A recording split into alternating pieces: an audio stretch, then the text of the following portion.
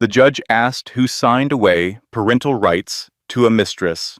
She stood, alone, no lawyer, no family, just a woman in a thrift store blazer, holding a folder that was about to destroy every single person on the other side of that courtroom.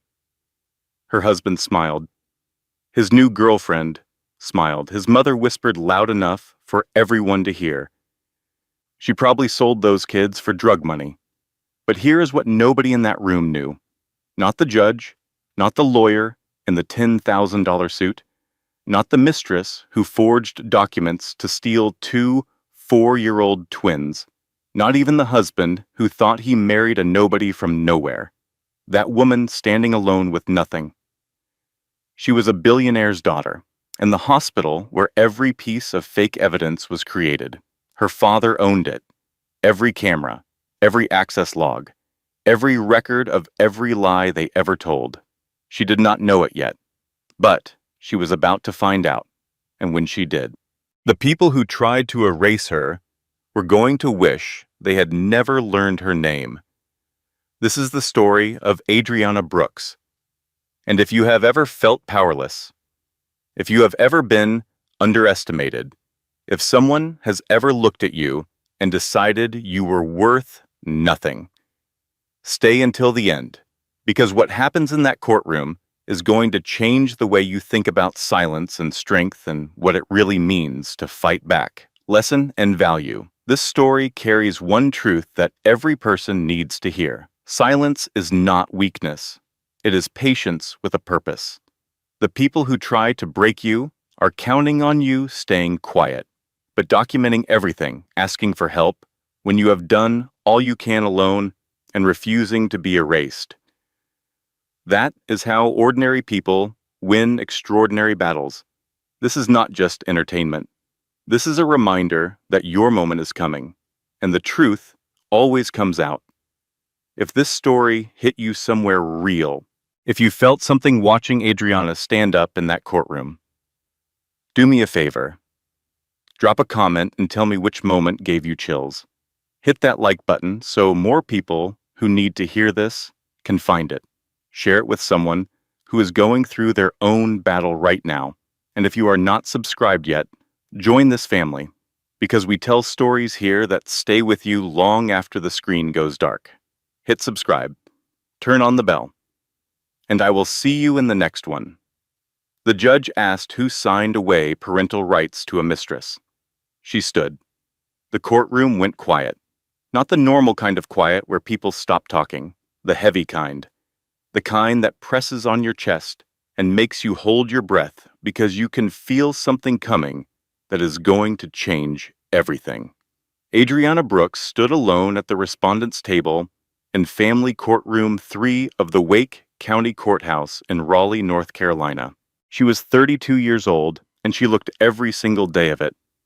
Not because she was aging badly, because life had been pressing down on her with both hands for the past 8 months, and the weight of it showed in the shadows under her eyes and the way her shoulders curved forward like she was bracing for the next hit.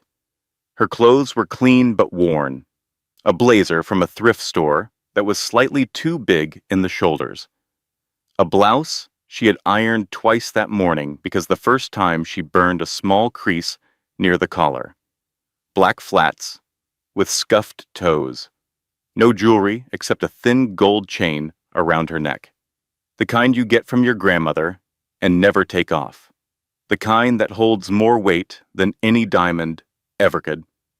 She clutched a battered manila folder against her chest. Inside that folder was everything. 8 months of fighting compressed into paper and ink and desperation. Across the aisle, her husband, Kwame Brooks, sat with his back straight and his jaw set like a man who had already won. He wore a charcoal suit that fit perfectly. New haircut, fresh shave, he looked like the kind of man who appeared on the cover of a business magazine. The kind of man people trusted on sight. Next to him sat Simone Carter. Simone had that look.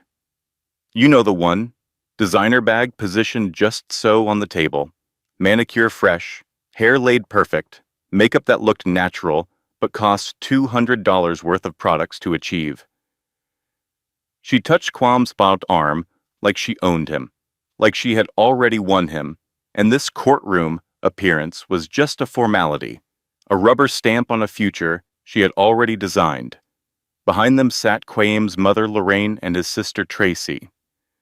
Lorraine was 58 with a church hat and a permanent expression of disapproval. Tracy was 30 and had the same expression, but with less practice, hiding the cruelty behind it. They both wore smirks that said they had been waiting for this day for a long time. The bailiff called the case. Brooks versus Brooks. Custody of minor children. Caleb and Chloe Brooks. Age 4. Twins. Kwame's lawyer stood up. His name was Gregory Whitfield, and he was the kind of attorney who wore suits that cost more than most people's rent. He moved with the confidence of a man who did not lose cases because he did not take cases he could lose. "Your Honor," he said, laying a leather folder on the judge's bench.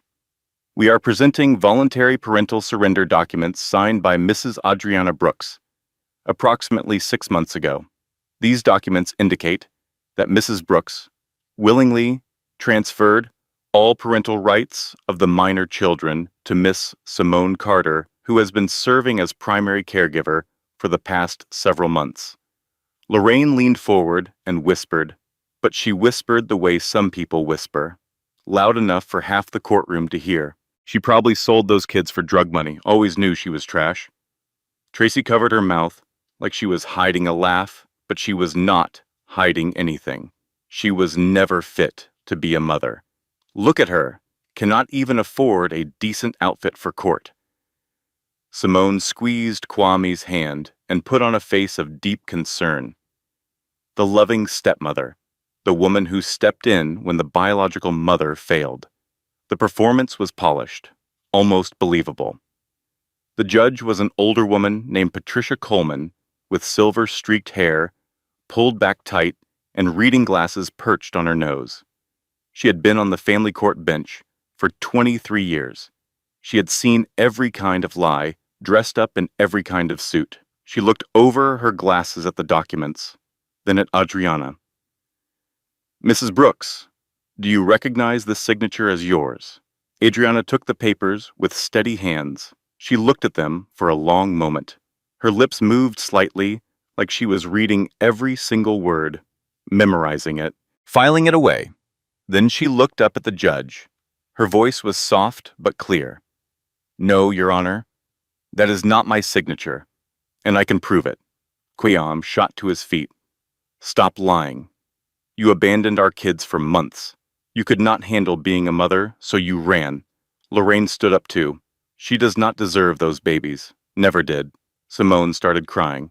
Real tears. "Your Honor, I have been raising those children like my own. I love them.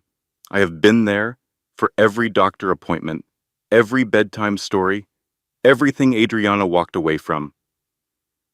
Judge Coleman banged her gavel once, hard. "Order. Everyone sit down. Now." She turned back to Adriana. "Mrs. Brooks, this is a serious allegation. Do you have any proof that this signature was forged?" Adriana opened her folder slowly. Inside was not just one piece of evidence. It was a stack, organized, tabbed, labeled in her own handwriting. 8 months of fighting, 8 months of documentation, 8 months of a woman who was supposed to be broken, proving that she was anything but. "Yes, Your Honor," she said, "I do. But to present this evidence properly, I need to explain how I obtained it. And to do that, I need to take you back 8 months, to the day my husband decided to erase me from my children's lives." The judge studied her for a long moment. "Proceed, Mrs. Brooks." Adriana took a breath, and she began. 8 months ago, Adriana's life was not glamorous. It was not easy. But it was good. It was hers. She worked the overnight shift at the Raleigh Community Health Clinic. 11 at night to 7 in the morning. The shift nobody wanted because it paid an extra $3 an hour and $3 an hour was the difference between keeping the lights on and falling behind. She was a registered nurse, had been for 6 years. She was good at it. The kind of nurse who remembered patients' names and asked about their kids and checked on them one extra time before her shift ended, even when she was so tired her vision blurred. Every morning, she came home at 7:15. Kwame would already be gone for work, or sometimes he was still asleep. The twins would be in their beds in the room they shared. Caleb on the left, Chloe on the right, same positions every night, like they had an agreement about it. She would wake them gently, make breakfast, scrambled eggs for Caleb because he liked them soft, toast with strawberry jam for Chloe because she liked things sweet. She would drive them to preschool and then come home and try to sleep for 2 or 3 hours before the whole cycle started again. It was exhausting. But when she looked at those two faces across the breakfast table, those big brown eyes that looked just like hers, those little hands reaching for their juice cups, that was everything. That was the whole world in a kitchen that needed new tile. She and Kwame had been married for 5 years, met at a hospital fundraiser when she was 26. He was in medical device sales, charming, confident, had that smile that made you feel like you were the only person in the room when he aimed it at you. He asked for her number before the event ended, called her the next day, took her to dinner that weekend. You are different, he told her, over pasta, at a restaurant she could not afford. Most women I meet, they want something from me, but you just want to be good. She fell for him hard and fast because when you have been alone most of your life and someone finally sees you, really sees you, you hold on to that with both hands. They married after 6 months, small ceremony. His mother, Lorraine, came and pulled Adriana aside before the vows. You better be good to my son. Do not you trap him with no babies. Adriana smiled and nodded, because she was too happy to let the words land. She filed them away in the back of her mind, the way you do with things you do not want to examine too closely. Within a year, she was pregnant with twins. Kwame seemed excited, set up the nursery, came to doctor appointments, rubbed her swollen feet at night. But Lorraine and Tracy got colder, started making comments just loud enough to hear. She trapped him. Those babies probably are not even his. Caleb and Chloe were born on a Tuesday morning in October, 6 minutes apart, screaming their way into the world like they had something urgent to say. When the nurse laid them in her arms, Adriana cried so hard she could not breathe. She finally had family again, because Adriana Brooks had not always had family. She had not always had anyone. Her mother Angela died bringing her into the world. Her father was a name she never knew. She was raised by her grandmother Geneva in a small house in rural North Carolina where the paint was peeling and the porch steps creaked, but inside it smelled like cornbread and collard greens and love so thick you could lean against it. Miss Geneva. That is what everybody in town called her. Out of respect, she cleaned houses for a living, worked on her hands and knees, scrubbing other people's floors, never complained, just hummed old spirituals while she worked and taught Adriana by example that strength does not announce itself. Real power moves in silence. At night, she would braid Adriana's hair on the porch while lightning bugs blinked in the yard. Baby girl, she would say, her old hands gentle but sure. People are going to test you in this life, going to try to make you small. But you got something in you that cannot be made small. You hear me? Yes, ma'am. Do not matter what they take from you. You hold your head up. You stay kind. And when the time comes, you will know who you really are. Geneva got sick when Adriana was 16. Cancer. Moving fast. On a Tuesday evening in May, she called Adriana to her bedside. She was small against the pillows, but her eyes were still sharp. She reached under her pillow and pulled out a sealed envelope, old, yellowed at the edges. Keep this safe, baby girl. Do not open it yet. You will know when the time comes. It is the truth about who you are, about your father. Is he alive? Geneva smiled through tears. He loves you more than you know. He had to leave to protect you. That is all I can say. 3 days later, Geneva passed in her sleep, holding Adriana's hand. At 16, Adriana was alone. Foster care. 3 homes in 2 years. She carried that envelope in her backpack, and then in her purse, and then in a wooden box in her closet. 16 years, and she never opened it. Geneva said she would know when. She trusted that. She put herself through community college, nursing degree, night shifts, double shifts. She built a life with her bare hands. And then Kwame came along, and she thought she was done building. Thought she could rest. Thought she had finally found what she had lost when Geneva died. She was wrong. Now back to 8 months ago, the night everything started to crack. It was 2 a.m, and Adriana was sitting in the break room at the clinic with her best friend, Donna Price. Dana was a fellow night shift nurse. 35, loud, funny, the kind of friend who said what everybody was thinking, but nobody would say out loud. Dana was eating vending machine chips and looking at Adriana with an expression that said she had been holding something in for weeks. Girl. When is the last time Kwame actually came home before midnight? Adriana shrugged. He has got a big account. Medical conference season. You know how it is. Dana crunched a chip slowly. Conference season. That is what my first husband called it too. Right up until I found conference season's thong in his glove compartment. Adriana laughed despite herself. It is not like that. It is always like that. I am just saying. Trust but verify. That is not jealousy. That is self-preservation. The signs are always there, honey.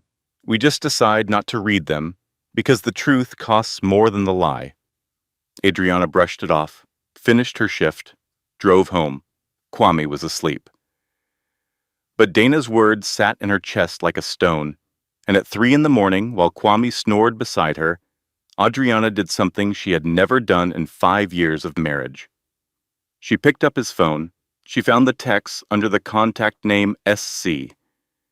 They were not sexual. They were worse. They were strategic. After the filing, we will have full control. The kids will adjust. Children are resilient. She will not fight. She cannot afford to. Adriana's hands shook. She screenshotted everything. 12 messages. Put his phone back on the nightstand. Went to the bathroom and sat on the cold tile floor and stared at the wall for 20 minutes. She did not cry.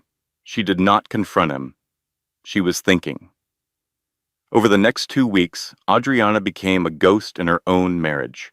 She smiled when Kwame talked to her, cooked dinner, bathed the twins, went to work. But underneath the surface, she was digging. She started with Simone Carter, the name from Kwame's phone, his so-called business partner, the woman he had introduced at a company barbecue 3 months earlier as someone he was working with on a big account. Adriana remembered that barbecue, remembered how Simone laughed at everything Kwame said, remembered how she bent down to talk to the twins and Chloe immediately reached for her hand, remembered how Lorraine had whispered loud enough for the whole backyard to hear. Now that is the kind of woman Kwame should have married. Classy, educated, not some charity case from the country. Adriana had swallowed that, filed it away, kept smiling.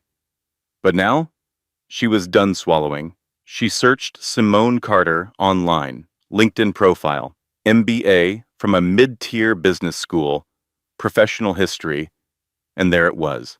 Prior to her current position, Simone had worked at Mercy General Hospital. In the medical records department, Mercy General, the hospital where Caleb and Chloe were born. Adriana stared at that detail for a long time. The next day, she called Mercy General and requested copies of her medical records, her own records. She had every legal right to them under federal privacy law. The woman on the phone was pleasant. Of course, ma'am. We will process your request. Allow 5 to 7 business days. 7 business days passed. Nothing. She called again. I am sorry, ma'am. There seems to be a system issue.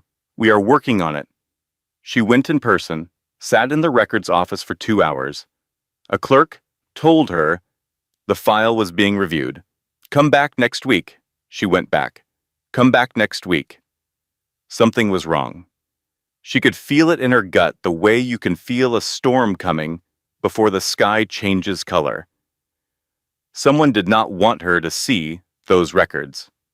Meanwhile, Kwame was getting bolder. The mask was coming off in pieces. One evening, he came home late and found Adriana reading to the twins on the couch. Caleb was half asleep against her arm. Chloe was fighting to keep her eyes open.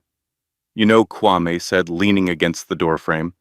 Simone thinks kids need stability, a real home environment, not a mother who works all night and sleeps all day. Adriana did not look up. She kept reading, kept her voice steady for her children. The twins asked Simone to read them a story last weekend. They are getting attached. She is really good with them. Adriana turned the page, finished the story, carried each twin to bed, kissed their foreheads, closed their door. Then she turned to Kwame in the hallway. When did the twins see Simone last weekend? They were here with me all weekend. Kwame smiled, the kind of smile that is not a smile. It is a warning. Maybe you should pay more attention to where your kids are. He walked into the bedroom and closed the door. Adriana stood in the hallway. She pressed her back against the wall and breathed, counted to 10. Then she pulled out her phone and texted Dana. Something is happening. I need your help. Dana replied in 4 fewer seconds. Name the time and place. I will bring wine and a baseball bat. Despite everything, Adriana almost smiled. The insults kept coming. Kwame stopped being subtle about it. You let yourself go. Why can you not dress like other wives? Simone gets it. She understands ambition. Lorraine started showing up unannounced. Checking on the grandkids, she said, but really she was cataloging.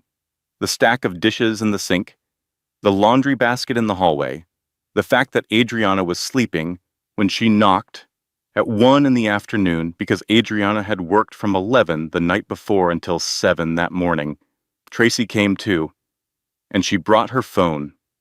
She took photos when she thought Adriana was down looking. The messy kitchen counter, the toys scattered on the living room floor. Normal life in a house with 4-year-old twins. Adriana caught her once. Did you just photograph my kitchen?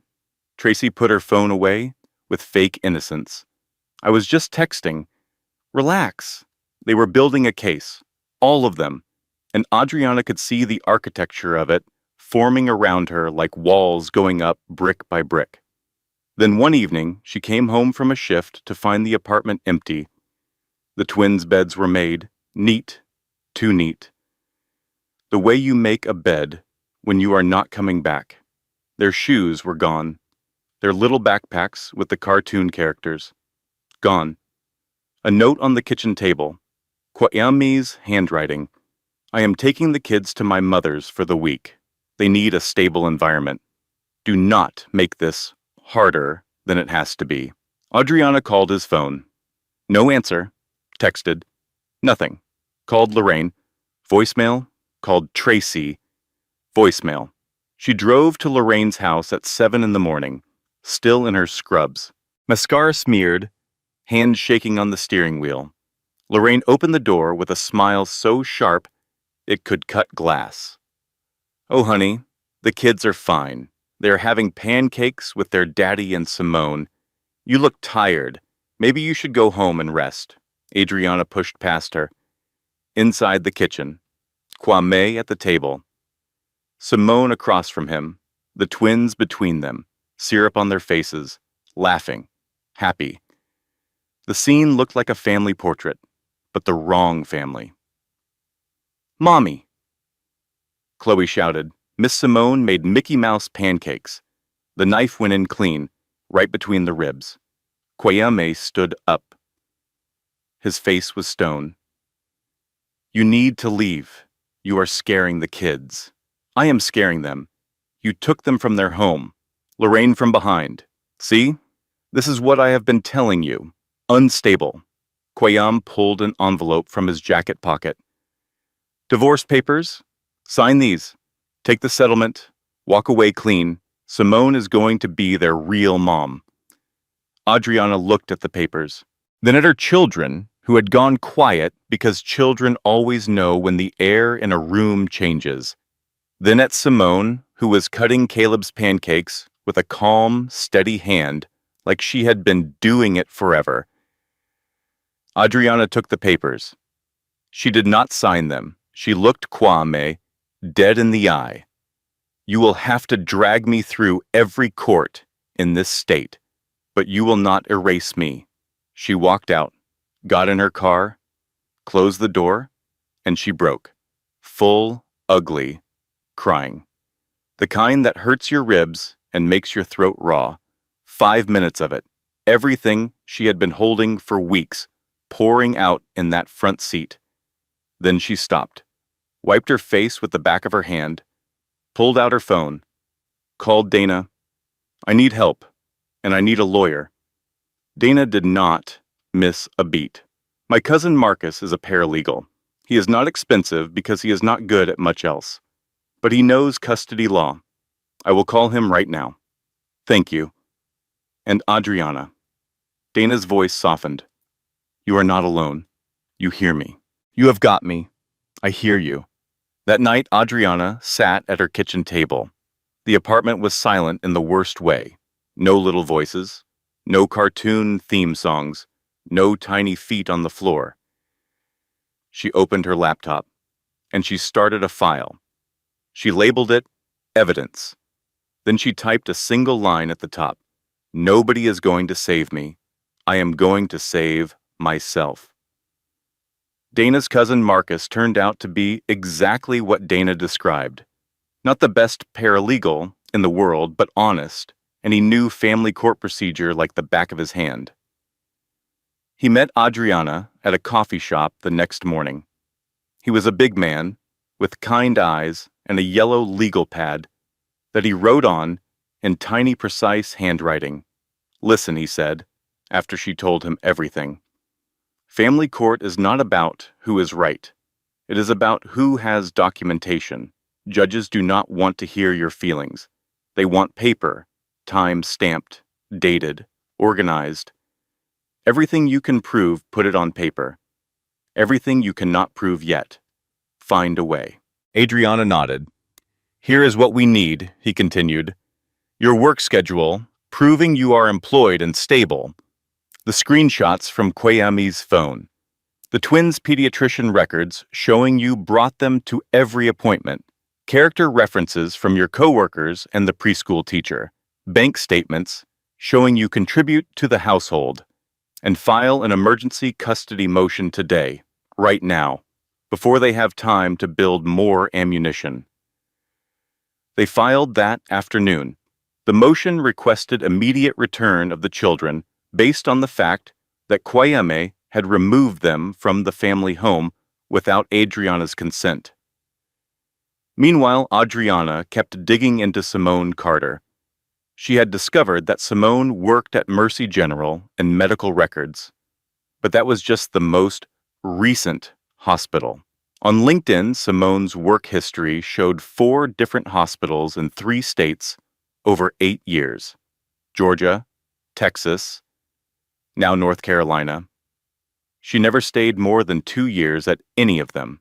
"Nobody moves that much," Adriana told Dana during their shift that night. "Not unless they are running from something. Or running a pattern. Or both," Dana said. Through the legal aid website, the paralegal recommended Adriana found a name: Detective Ray Santos. Semi-retired fraud investigator. He did pro bono consulting for people who could not afford private investigators. She called him. Santos was skeptical. Ma'am, custody disputes are not fraud cases. They are when someone forges your signature on legal documents. You have proof of that, not yet, but I know where to look. They met at Adriana's apartment. Santos was 45. Former law enforcement, had the look of a man who had seen too much and decided to keep going anyway. He stood in her living room and listened while she walked him through everything. The texts, the hospital records stonewall, Simone's job history, the pattern. Santos rubbed his jaw. In fraud cases, the pattern is the proof. 1 incident is a mistake. 2 is a coincidence. 3 is a crime. If this woman has done this before, at other hospitals, there will be a trail. People who commit fraud get comfortable. They reuse the same methods. Find me the pattern, and I will find you the crime. He looked at her evidence wall. She had started taping things to the living room wall. Sticky notes, printed articles, timelines drawn in marker on printer paper, string connecting related documents. You know, this looks like a serial killer's apartment, right? Adriana managed half a smile. Serial killers do not have Paw Patrol playing in the background. From the next room, Caleb's voice drifted in. He was watching TV at Lorraine's house, but in Adriana's mind, she could still hear him. Santos pointed at the wall. This is good, though. This is how investigators think. You have good instincts. I have a grandmother who taught me to pay attention. Over the next 4 weeks, Adriana built her case during every free hour. After the twins went to sleep during her lunch breaks at the clinic on her phone in the parking lot between errands, she called hospitals in Georgia and Texas where Simone had worked. Most would not talk to her. But Santos had connections. He found something in Atlanta. A woman named Keisha Williams, a nurse. She had gone through a divorce 3 years earlier. During the proceedings, documents surfaced showing she had voluntarily signed over custody of her 2 children. Keisha said she never signed anything. She lost custody for 2 years before an appeals court overturned the ruling. The hospital where the documents originated, the same hospital where Simone Carter had worked in medical records. Santos called Adriana at 11 at night. She was about to start her shift. I found your pattern, he said. Her name is Keisha Williams.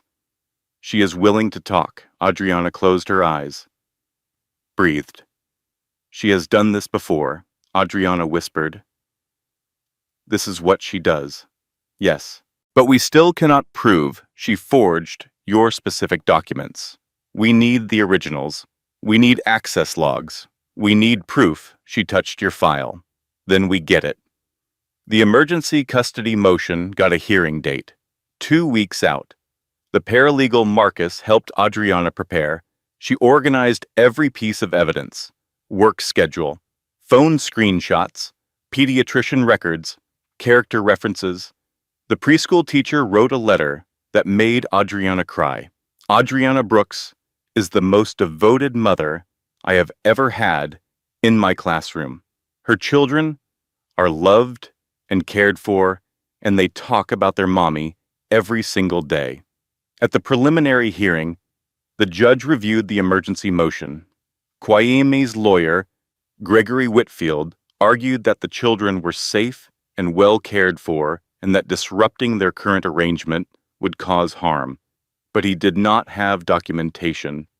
He had assumptions. Adriana had paper. The judge ordered the children returned to Adriana pending the full custody hearing. That evening, Adriana picked up Caleb and Chloe from Lorraine's house. Lorraine did not say a word, just opened the door and stepped aside. The twins ran to their mother. She knelt down and held them both so tight they squirmed. That night, she read them 3 bedtime stories. Then she lay down on the floor between their beds and listened to them breathe. For 1 week, things were okay. For 1 week, she almost believed it would be all right. The phone rang on a Tuesday morning. Adriana had just dropped the twins at preschool. She was in the parking lot, about to drive home for 3 hours of sleep. Her supervisor's voice was careful. The way people sound when they are delivering bad news, they did not choose. Adriana, we received an anonymous complaint. Someone reported that you have been stealing prescription medications from the clinic. Adriana's hands tightened on the steering wheel. That is not true. I believe you, but we have to follow protocol. You are suspended pending investigation, without pay. I am sorry. The line went dead. Adriana sat in the parking lot for 10 minutes. She did not move. She did not cry. She was calculating. No income meant no rent. No rent meant the apartment was at risk. And without employment, she was vulnerable in custody court. Someone knew exactly which dominoes to push. She called Santos. How would someone file an anonymous complaint about a nurse? Anyone can do it. Phone call to the state board. Anonymous tip line. Why? Because someone just filed one against me. And I need you to understand the timing. I just won a custody hearing 5 days ago. 5 days, and now I am accused of stealing drugs. Santos was quiet for a moment. Who has access to the complaint system? Who would know exactly how to do this? Adriana already knew the answer. Someone who worked in hospital administration, someone who understood medical reporting systems inside and out. Simone, 6 days later. A knock at her door at 8 in the morning. Her landlord, a tired-looking man in a polo shirt who could not make eye contact. Adriana, I am sorry. The management company is requiring me to deliver this. Eviction notice. 30 days to vacate. She was behind on rent because of the suspension. 1 missed payment. In 5 years of never missing a single payment, 1 missed payment, and they were already filing. She looked at the eviction notice. The property management company name, Trent Property Group. She had never heard of them. She filed the name away. Something about it nagged at her. 3 days after the eviction notice, another knock. 9 in the morning, a woman in a gray pantsuit with a county ID badge, CPS, Child Protective Services. Mrs. Brooks, we received a report regarding the welfare of your minor children. I need to conduct a home visit. Adriana stood in the doorway. 3 hits in 10 days, job, home, now this. The architecture of it was elegant in its cruelty, each piece supporting the next. Each one designed to make her look like exactly what Kwame's lawyer would argue she was, unstable, unfit, unable. Come in, Adriana said, because what else could she say? The CPS worker was a woman named Janet. She was thorough but not unkind. She checked the apartment. The fridge was stocked. The twins' room was clean. Caleb and Chloe were playing on the floor, healthy, happy, obviously loved. Janet made notes, spoke to the twins briefly, looked in cabinets and closets. The whole process took 45 minutes that felt like 45 years. The home appears to be in order, Janet said at the door. I will note that in my report. But the file will remain open until the investigation is resolved. After she left, Adriana stood in the kitchen. The twins were watching cartoons in the next room. Their laughter drifted through the doorway. $340 in her checking account. No job. Eviction in 24 days. A CPS file with her name on it, and a custody hearing in 5 weeks. She had been here before, not these exact circumstances, but this feeling, this standing at the edge of everything with nothing to hold on to. She was 16 again. Geneva was gone. The foster homes, the empty rooms, the feeling of being erased. That night after the twins fell asleep, she sat on the bathroom floor. The tile was cold. The apartment was silent. She pulled her knees to her chest and pressed her forehead against them, and she let herself feel it. All of it. The fear, the rage, the exhaustion. Here's the thing about being on the bathroom floor at 3 in the morning. Most people have been there, in some version or another. Maybe not this exact floor, maybe not this exact fight. But that place where it is dark and you are tired and you have done everything you can think of and it is still not enough. That is a universal address. Everybody has visited. The question is never whether you end up on that floor. Everybody does. The question is what you do when you get up. Adriana got up. She went to her closet, pulled down the wooden box, Geneva's box. The envelope was still inside, 16 years old, yellowed at the edges, her grandmother's handwriting on the front. She picked it up, held it, put it back, picked it up again. Not yet. Not tonight. Instead, she opened her laptop, sat on the floor next to her evidence wall, and she typed 3 words into a search engine: Trent Property Group, the property management company that filed her eviction.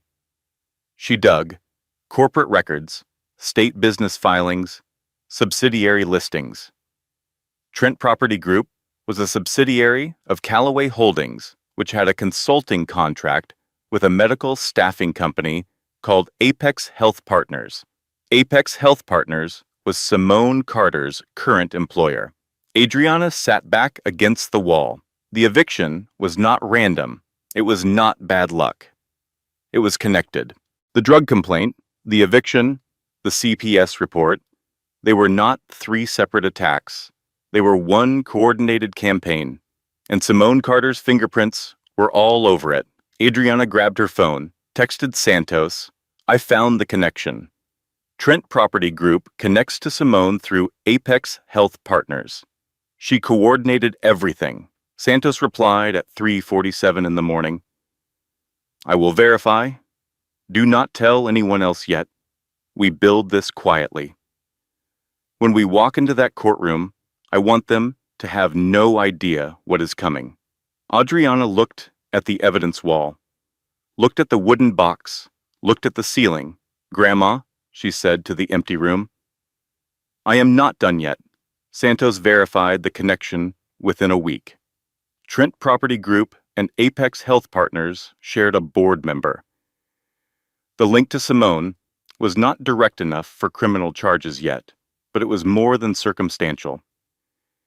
Meanwhile, Adriana's drug investigation was moving forward. The clinic reviewed every controlled substance log for the past 12 months. Every pill counted, every signature verified. Adriana's records were spotless. 3 weeks after the suspension, her supervisor called. "You are cleared. There is 0 evidence of any theft. The complaint has been flagged as potentially malicious. Come back whenever you are ready." Adriana hung up and cried, not from sadness, from relief so intense it felt like pain. She called the CPS office. Janet, the social worker, reviewed the case. The home visit found nothing of concern. The drug allegation was unfounded. The file was being closed. 2 down, 1 to go. The eviction was still pending, but with her job back, she could catch up on rent. She called the landlord.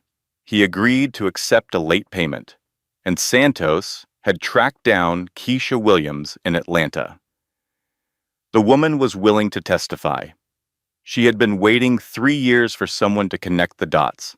When Santos told her there was another victim, she cried on the phone. "I thought I was the only one," she said.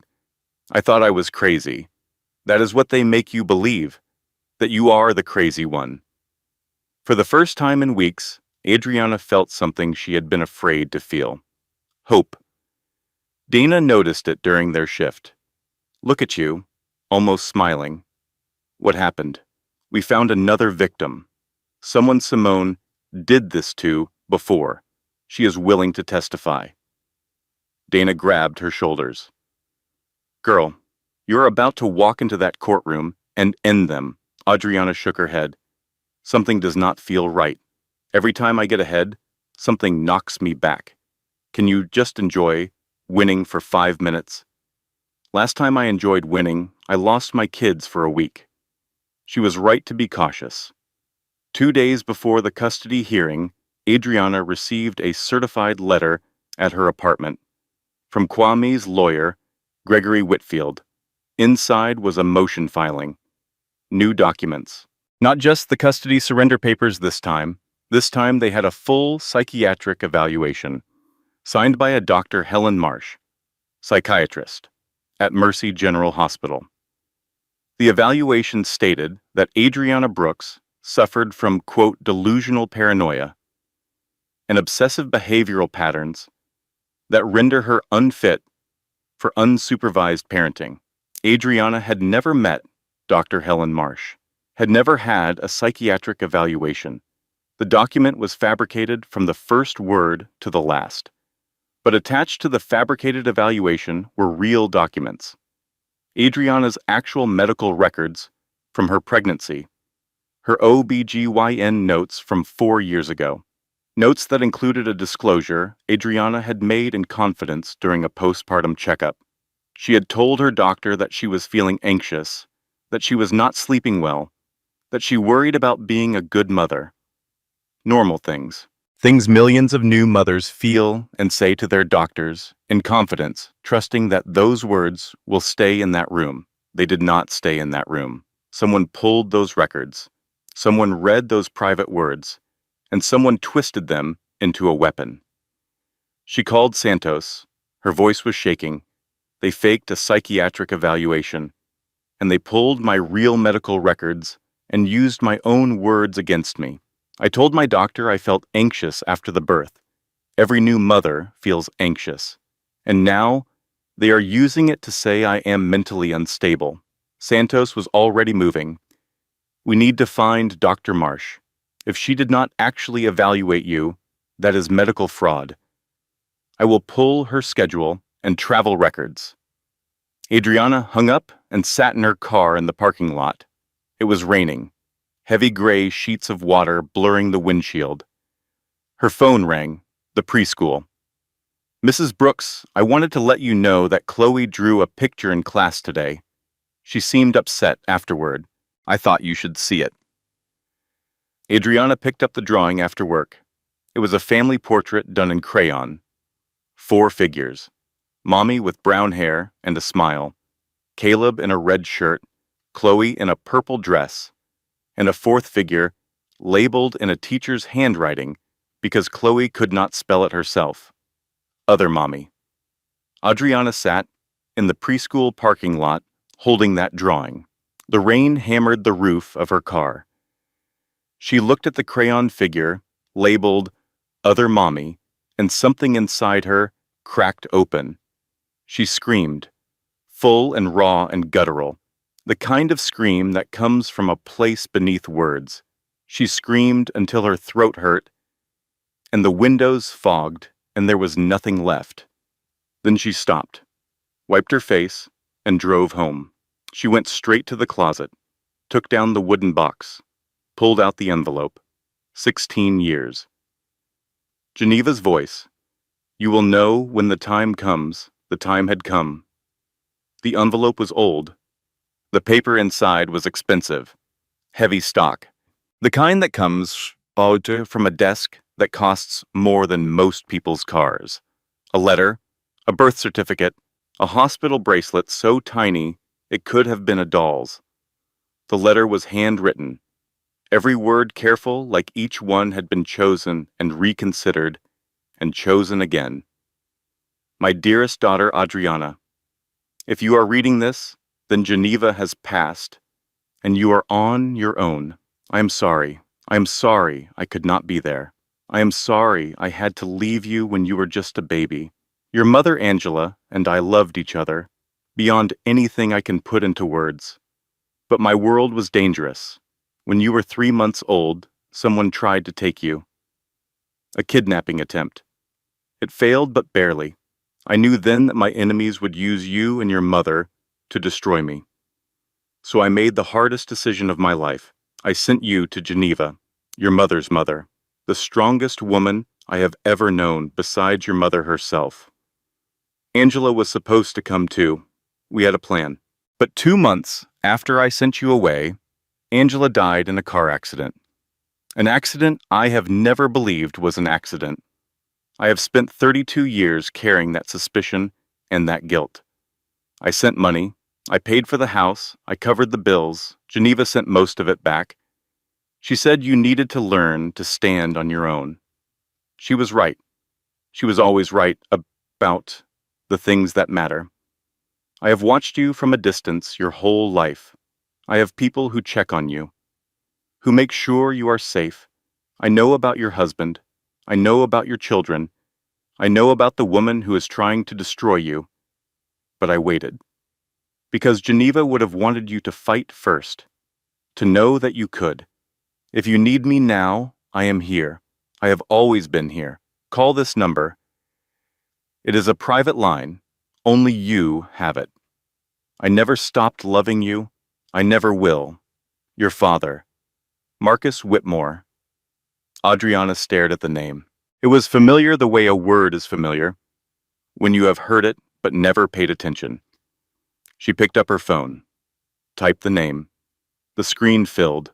Forbes profiles, business magazines, hospital ribbon cuttings, a man in tailored suits, with silver hair and eyes that looked like hers. Marcus Whitmore, founder and CEO of Whitmore Healthcare Systems, 12 hospitals across the Southeast, medical research facilities, pharmaceutical investments, real estate holdings, net worth $4.2 billion. Her phone slipped from her hands onto the bed. She picked up the birth certificate. Father Marcus James Whitmore. Mother, Angela Rose. Thompson, child Adriana Geneva. Thompson Whitmore. All her life, she thought she was nobody, thought she was alone, thought she was a girl from a small town with nothing but a dead grandmother's gold chain and an envelope she was afraid to open. She was the daughter of one of the wealthiest men in America, and he owned the hospital where her children were born, the hospital where Simone Carter had worked, the hospital where every piece of fraudulent evidence against her had been created. She sat on the floor for a long time. The twins were asleep. The apartment was quiet. Rain had stopped. Through the window, she could see stars. Geneva's voice again. Asking for help is not weakness, baby girl. It is wisdom. Knowing when you have done everything you can alone. That is strength, too. She picked up her phone, dialed the number from the letter. It rang once. Someone picked up immediately. A man's voice, deep, careful, like he had rehearsed this moment 1,000 times and was still not ready. Adriana, how do you know my voice? Because you sound exactly like your mother. They met at a diner off Highway 54. Not a penthouse, not a boardroom. A diner with vinyl booths and coffee that tasted like it had been sitting since morning. Marcus Whitmore's choice. He said he wanted to meet somewhere real. He drove himself. No security team, no entourage. He wore a button-down shirt and khakis like any other man his age, meeting family for breakfast. He was nervous. Adriana could see it in his hands, the way he kept straightening the salt shaker, adjusting his coffee cup. Looking at the door, every time it opened. When she walked in, he stood up. For a moment, they just looked at each other across the diner. Two strangers who shared blood and 32 years of silence. Adriana sat down across from him. She did not hug him. She was not ready for that. You watched me grow up in poverty, she said, no warmth in her voice, not yet. You watched me bounce through 3 foster homes. You watched me work double shifts to put myself through nursing school. And you did nothing. Marcus met her eyes. I sent money. Geneva. Geneva scrubbed floors on her hands and knees. I watched her do it. If you sent money, it was not enough. It was. She sent it back. Every check, after the house was paid off, she returned. She said you needed to learn to stand on your own. I argued with her about it for years, but she was immovable. You know how she was. Adriana did know. That was exactly something Geneva would do.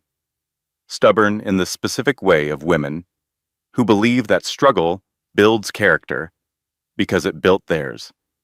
Marcus slid a folder across the table. His hands were steady, but his voice was not. I failed you as a father. I know that. 32 years. I cannot get them back. I cannot undo the foster homes, or the loneliness, or any of it. But I can help you now, if you will let me. Adriana opened the folder. Inside were printouts. Security camera paper logs from Mercy General Hospital. Time-stamped access records from the medical record system. Employment records. How long have you had this? 3 weeks. Adriana looked up. Her eyes were hard. 3 weeks. While I was losing my job. While I was getting evicted. While CPS was in my kitchen, looking in my cabinets. You had this for 3 weeks, and you waited. Marcus held her gaze. Because you needed to fight this yourself first. You needed to know that you could. And you did. You found the pattern. You found the detective. You found the connection between Trent Property Group and Apex Health Partners. You built the case, Adriana, all of it. I just have the last piece. And what is that? I own Mercy General Hospital. Every security camera in that building, every access log, every record of who logged into what system and when. Simone Carter accessed your medical files 47 times in 6 months. She accessed Keisha Williams' files over 60 times. Before that, in Atlanta, Adriana's jaw tightened. And Dr. Helen Marsh, she is a real psychiatrist. She does work at Mercy General, but she was on vacation in Portugal the entire week she supposedly evaluated you. I have her passport stamps, her hotel receipts, her airline tickets. You own the hospital where my children were born. I own 12 hospitals. Mercy General is the one that matters. Silence. The diner hummed around them. A waitress refilled coffee. Somewhere, a plate clattered. How do you want to handle this? Marcus asked. I can have my legal team take over. Best attorneys in the state. We can end this in 48 hours. Adriana shook her head. No. No. I want to be the one standing in that courtroom. I want Kwame to see my face when it falls apart. Not yours. You come in when I call you, not before. Marcus studied his daughter. Something shifted in his face. Not surprise, exactly. Recognition. Like he was seeing someone he knew and someone he had just met. You really are Geneva's girl. Over the next 2 weeks, they built the final case. Adriana, Santos, Marcus's legal team working behind the scenes. They constructed it like an architect builds a building. Every beam load bearing, every walsall reinforced. The forged custody documents. Signature analysis from 3 independent experts, plus proof. Adriana was on shift at the clinic when the papers were supposedly signed. The fabricated psychiatric evaluation. Dr. Marsh's travel records proving she was in another country. The pattern. Keisha Williams' testimony. The Dallas case, records Santos uncovered. 3 hospitals, 3 victims, 1 perpetrator. The medical records breach. 47 unauthorized access logs. The coordinated attack, the drug complaint, the eviction, the CPS report, all traceable through corporate records to Simone Carter's network. Santos looked at the final evidence package, spread across Adriana's kitchen table. The twins were asleep. It was midnight. This is not just a custody case anymore, he said. This is racketeering. Marcus nodded from the corner where he sat drinking coffee from a mug that said, World's Best Nurse. Chloe had given it to Adriana for Mother's Day. Adriana looked at them both. When we walk in there, I present my evidence first. Everything I gathered on my own. The screenshots, the work records, the signature analysis I paid $200 for, my case. Then when the judge needs verification, that is when you come in. She looked at Marcus. You are not the story. The story is a woman who fought for her children with everything she had. You are the evidence that proves she was right.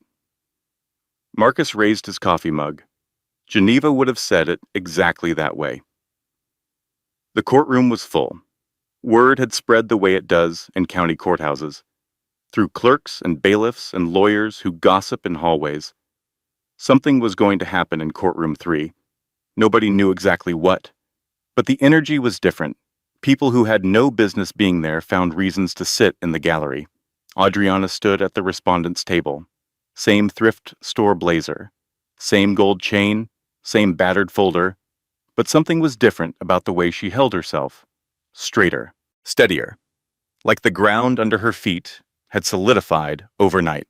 Across the aisle, Kwame and his team looked confident. Whitfield had the new psychiatric evaluation in his folder. Simone sat with her hands folded, looking serene. Lorraine and Tracy in the gallery, ready for the final act of a play they thought they had already written.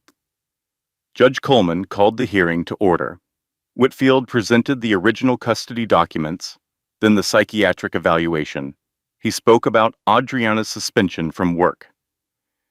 The CPS investigation, the eviction notice. He painted a picture of a woman in crisis, a woman spiraling, a woman whose children deserved better. Simone dabbed her eyes at the right moments. Lorraine nodded along like she was in church. Tracy took notes on her phone. The judge turned to Adriana. Mrs. Brooks, you stated that these documents are forged and that you have evidence. The court is ready to hear it. Adriana stood. She opened her folder. Your Honor, 6 months ago, my husband served me divorce papers. 2 weeks later, my children were taken to his mother's house and not returned. I had to file an emergency motion just to get them back. Since then, I have been accused of stealing drugs from my workplace. I have been served an eviction notice. I have had Child Protective Services at my door, and now I am looking at a psychiatric evaluation from a doctor I have never met. She laid the first document on the bench. This is my time-stamped badge record from the Raleigh Community Health Clinic showing I was working a 12-hour shift on the date these custody documents claim I visited an attorney's office to sign away my rights. Second document. This is a forensic signature analysis from an independent expert showing that the signature on these documents was digitally copied from old employment paperwork. From what I signed when I was first hired at the clinic. Whitfield stood. Your Honor, this is clearly fabricated. I am not finished, Adriana said. Her voice did not rise. It did not need to.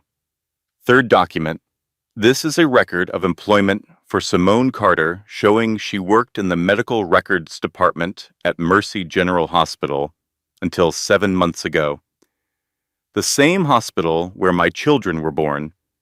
The same hospital where my medical files are stored.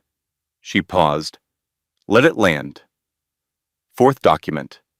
This is a statement from Keisha Williams of Atlanta, Georgia. 3 years ago, Miss Williams went through a custody dispute. During that dispute, documents appeared showing she had voluntarily surrendered her parental rights. She had not. She lost custody of her 2 children for 2 years. The hospital where those documents were generated is the same hospital where Simone Carter previously worked, in medical records. The courtroom was changing. You could feel it, the energy shifting like weather. Whitfield was flipping through his papers. Simone's serene expression had cracked, just slightly, just at the edges. And Your Honor, the psychiatric evaluation from Dr. Helen Marsh. I have never met Dr. Marsh.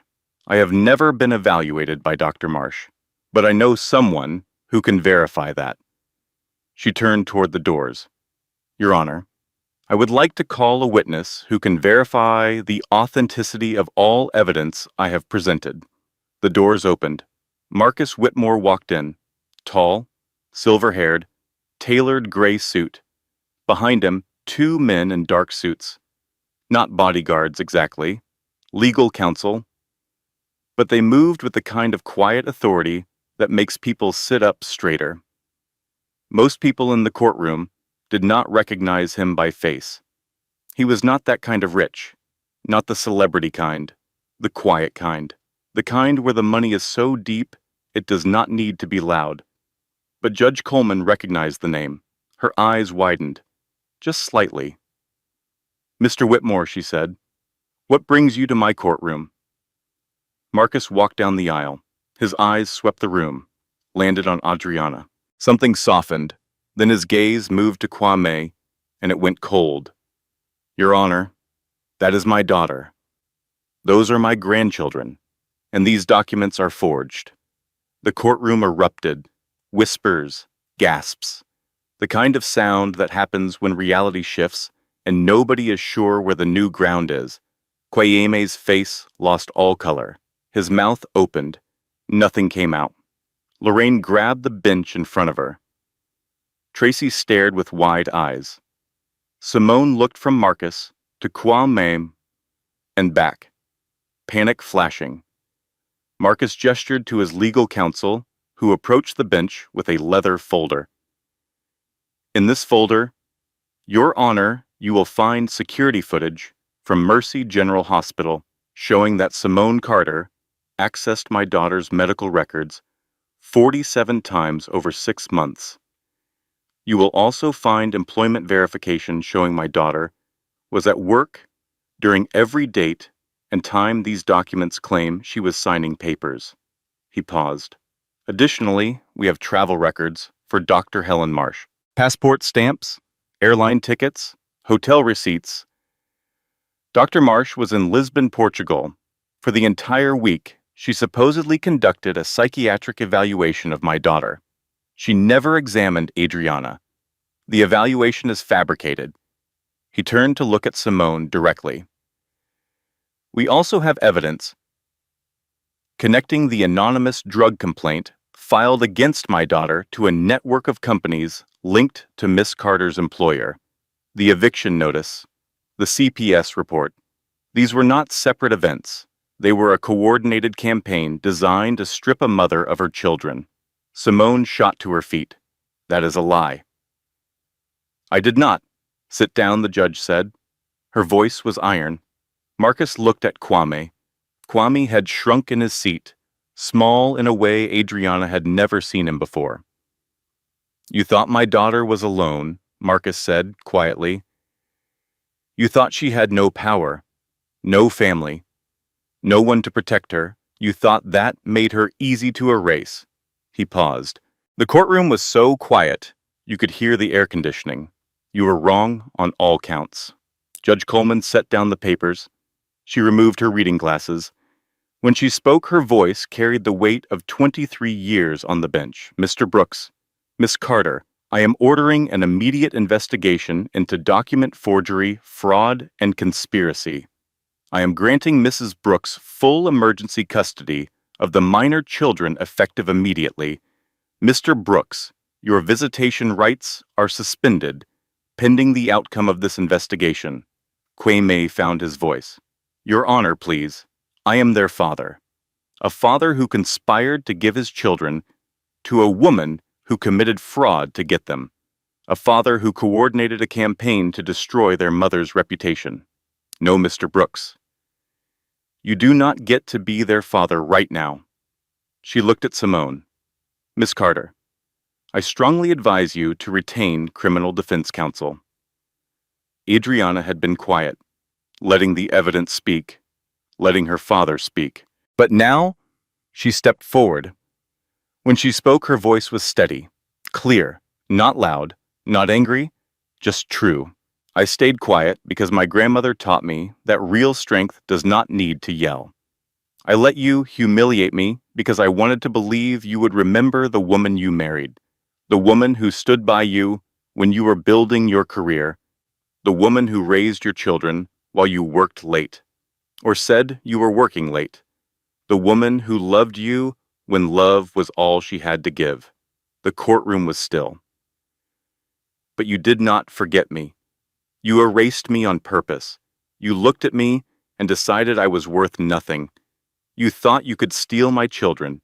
and give them to a woman who committed crimes to get them. She turned to Simone.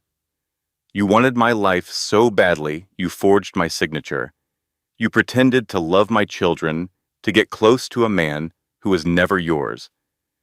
You attacked my job, my home, my reputation. You weaponized my own medical records against me. She paused. Now you get to live with the consequences. She walked to her father and took his hand, looked back at Kwame one more time. I do not hate you. I just do not recognize you anymore. And maybe that is sadder than hate. She walked out of that courtroom holding her father's hand. The only sound was her footsteps, and somewhere in the gallery, someone crying. In the back row, Dana leaned to the woman sitting next to her and whispered, I told her that man was conference season. The woman looked confused. Dana shrugged. You had to be there. Some endings are clean, neat, wrapped in ribbon. This one was not. Adriana got her children back that same day. She drove to Lorraine's house with a court order and a deputy sheriff. Lorraine opened the door and did not say a word, just stepped aside. Caleb and Chloe ran to their mother.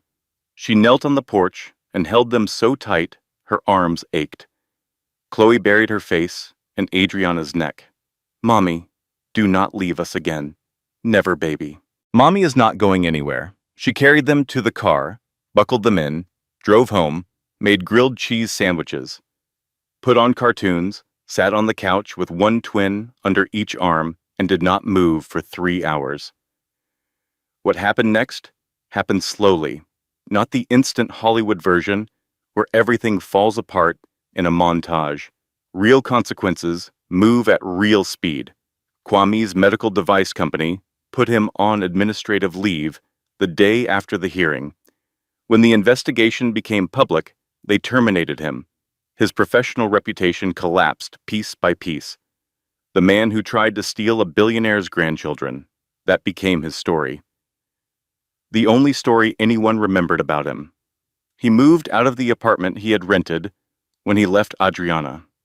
Could not afford it anymore. Ended up in a studio that smelled like mildew. Got a job stocking shelves at a grocery store on the overnight shift.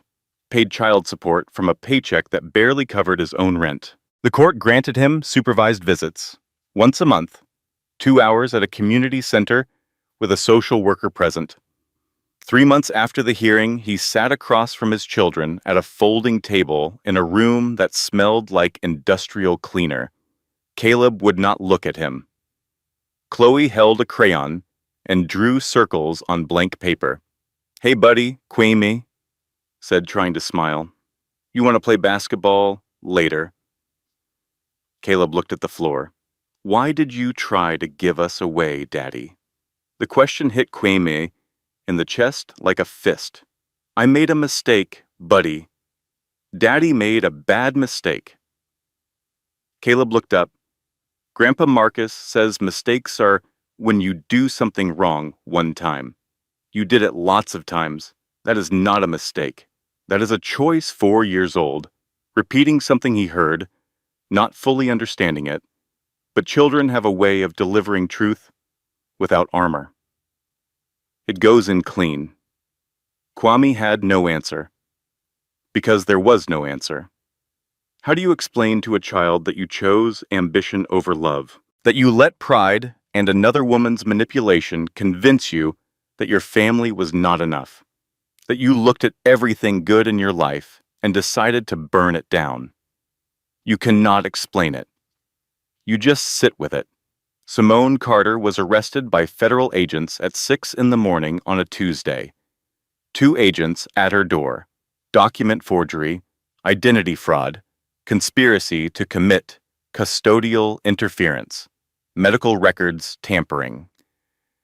The investigation uncovered more. Simone had sold private medical records to 3 other individuals over the past 5 years. Adriana and Keisha Williams were not her only victims. They were just the ones who fought back. She faced 12 to 15 years in federal prison. From county jail, she tried to contact Kwame. He answered once. You did this to me, she said. You pulled me into your mess. He hung up. She called back. He did not answer. Through her lawyer, she released a statement saying that Kwame had manipulated her into everything, that she was a victim of his ambition, that she had been coerced. Nobody believed her. The access logs did not lie. 47 times she logged into Adriana's records, 61 times into Keisha's. The timestamps told the story she would not tell. Lorraine and Tracy faced a different kind of consequence. Not legal, social. The church community they had been part of for 20 years learned what happened. People who had sat next to Lorraine in the pew for decades stopped speaking to her. The women's ministry asked her to step back. Neighbors who used to wave crossed to the other side of the street. Tracy lost her job. The HR department at her company could not employ someone who participated in custody fraud. It was a liability issue, they said. But it was also a decency issue, and everyone knew it. They did not come begging. Not together, anyway. Lorraine called once, 4 months after the hearing. Adriana saw the caller ID. She let it ring and ring and ring. She did not answer. Some people think forgiveness means opening the door again. But sometimes forgiveness just means not carrying the anger anymore. You can forgive someone and still change the locks. Adriana and Marcus were building something, slowly, carefully, the way you build anything on ground that has been broken, with patience and realistic expectations and the understanding that 32 years of absence does not disappear because the truth came out. They argued about the years he stayed away, about the money Geneva sent back, about the 3 weeks he had evidence and waited while Adriana was losing her job and her home. One night, after dinner, the twins asleep. You know what bothers me most, Adriana said. Not the money, not the years. It is that you watched me almost lose my children, and you waited. I waited because Geneva would have wanted me to fight first. I know, but Geneva never had to watch her grandchildren get taken away. Maybe she would have done it differently. Marcus had no answer for that, because she was right. And sometimes the strongest thing a parent can do is admit that their child has outgrown their wisdom. They kept trying. Dinners on Sundays.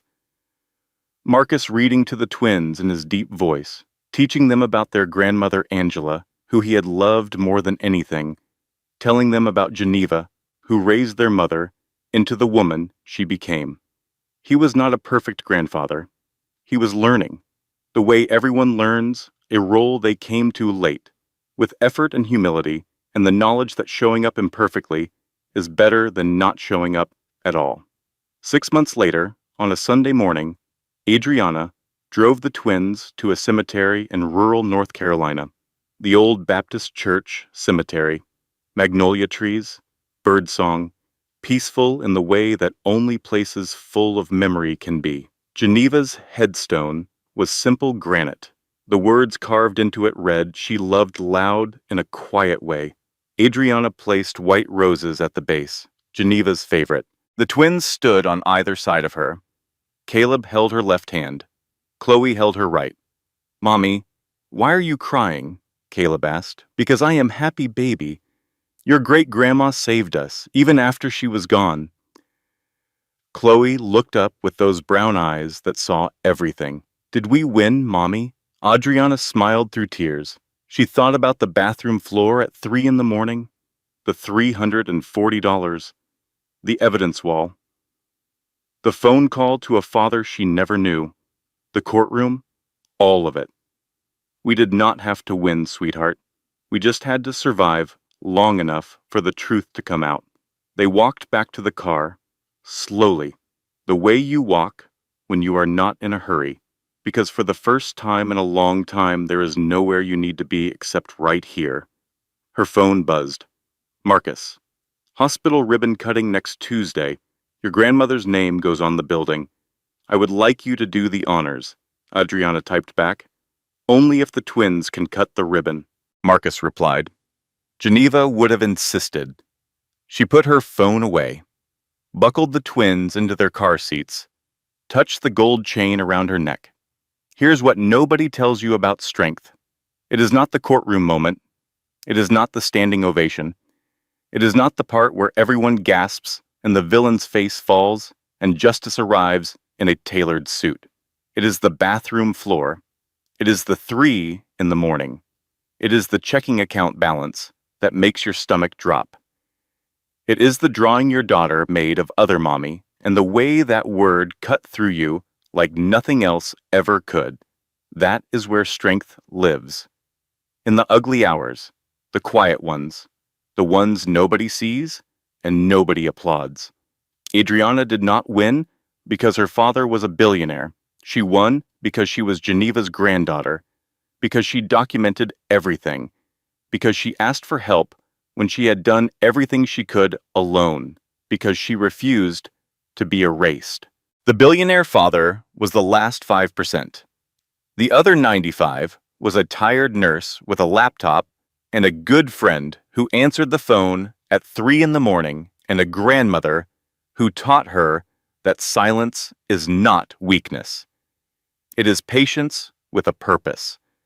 So, if you are out there right now, if you are in the dark part, the bathroom floor part, the empty bank account part, the nobody believes me part, you do not need a secret billionaire father. You need a paper trail. You need one person who will answer the phone when it is late. And you need to remember that the people trying to erase you are counting on you staying quiet. Do not stay quiet. Get loud on paper. Build your case. Ask for help when you have done everything you can alone. And walk into that room with your evidence and your truth and let it do what truth always does. It comes out. It always comes out. And when it does, the loudest people in the room suddenly have nothing to say.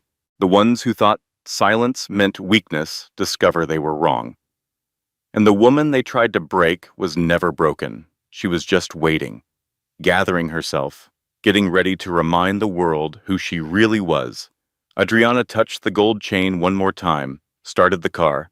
Caleb was singing a song he learned at preschool. Chloe was already asleep.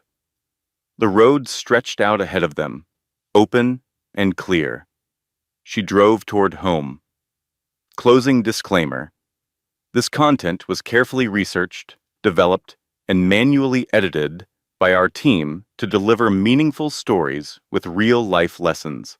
Every narrative is crafted with intention, designed not just to entertain, but to inspire, empower, and remind you of the strength you already carry. Thank you for watching and for being part of this community.